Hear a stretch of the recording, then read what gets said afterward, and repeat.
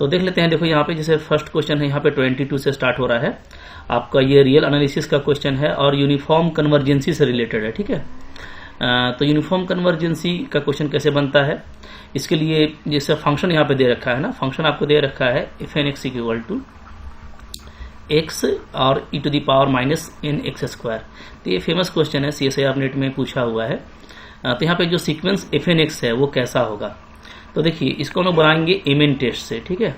mn test क्या कहता है, mn टेस्ट कहता है mn जो होता है ये होता है supremum value of fn(x) minus fx, ठीक है जी।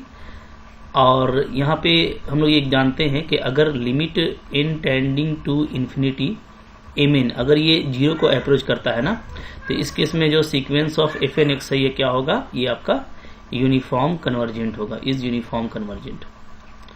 तो ये हम यहाँ पे चेक कर लेते हैं, ठीक है।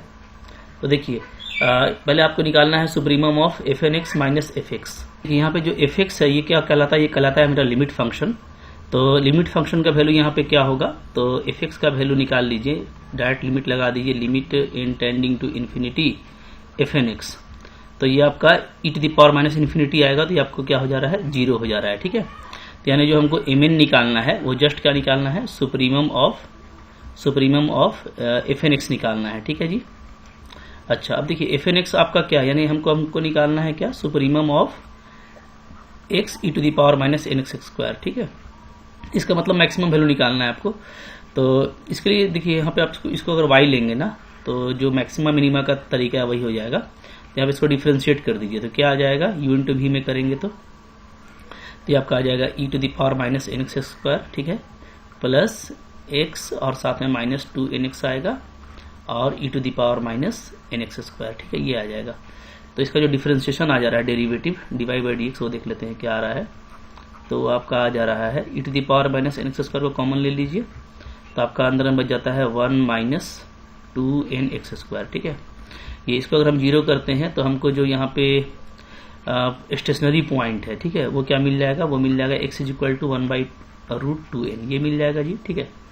अच्छा अगर इसको आप देखोगे ना साइन स्कीम पे, साइन कन्वेंशन लगा करके, तो हम जाहिर सी बात है कि इसके बाद हम कोई भी वैल्यू लेंगे, ठीक है, तो क्या हो जाएगा, तो ये मेरा निगेटिव होगा, तो ये मेरा क्या हो जाएगा, इससे पहले पॉजिटिव होगा। तो यहाँ पे हमको मैक्सिमम मिल रहा है ना, सुप्रीमम मिल रहा है एट दिस पॉइंट।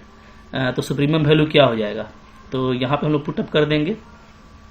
तो मैं यहाँ पे बना देता हूँ, ठीक है, कोई इशू नहीं है।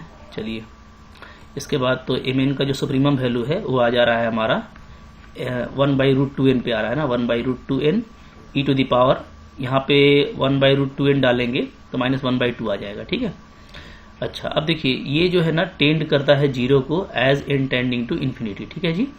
इसका मतलब है कि जैसा मैंने आपको बताया था कि ये जो है आपका 0 को अप्रोच कर रहा है, तो ये यूनिफॉर्म कन्वर्जेंट होना चाहिए। अब देखिए ये जो यूनिफॉर्म कन्वर्जेंट होगा ना, तो ये पूरा रियल सेट में हो जाएगा, ठीक है। ऑप्शन को देख लेते हैं, जैसे यहाँ पे दिया है यूनिफॉर्म कन्वर्जेंस ऑन R, ये करेक्ट है। यहाँ पे फिर सेकंड है uniform convergence only on compact subset of R। तो देखिए ऐसा कुछ यहाँ पे नहीं है। अगर हम लोग यहाँ पे कोई नॉन कॉम्पैक्ट सबसेट भी लेते हैं, ठीक है, कोई ओपन इंटरवल भी ले लेते हैं, तो उस केस में भी हम लोग ये देखेंगे ना कि यही चीज एग्जिस्ट करेगा। तो सिर्फ कॉम्पैक्ट सबसेट में हो ये जरूरी नहीं है।